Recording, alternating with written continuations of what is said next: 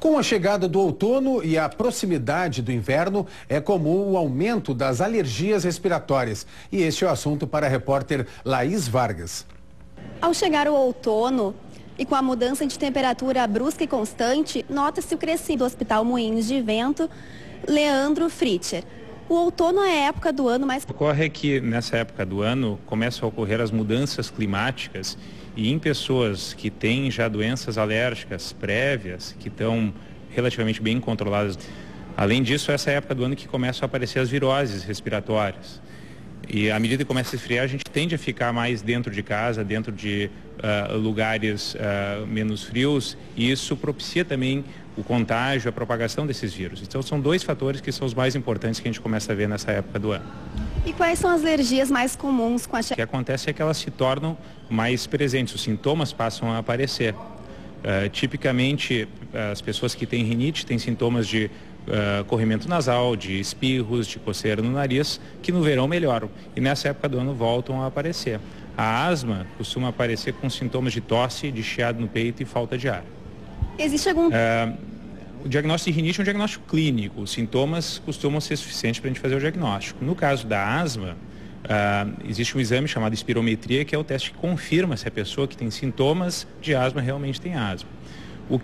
Existem outros testes, testes cutâneos e testes de sangue, onde a gente pode detectar anticorpos específicos, pelo de cachorro, o ácaro, que é o micro-organismo que está na poeira, o aspergillus, que é o micro-organismo que está no fungo. Então a gente consegue testar quando isso for necessário.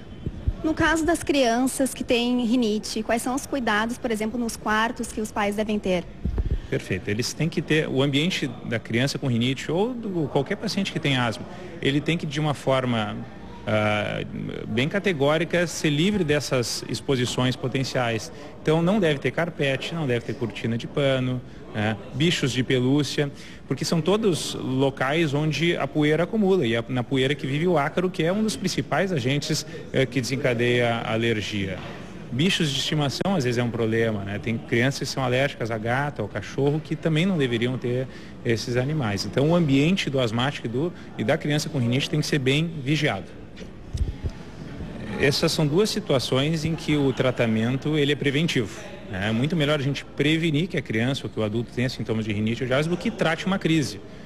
Ter uma crise de asma de rinite é muito ruim, às vezes leva a pessoa à emergência, eventualmente pode levar alguém para ser hospitalizado. Então o ideal, e a gente tem hoje medicamentos tipicamente que os sintomas de rinite e asma surjam, especialmente nessa época do ano, onde elas estão mais expostas. Ok, muito obrigada.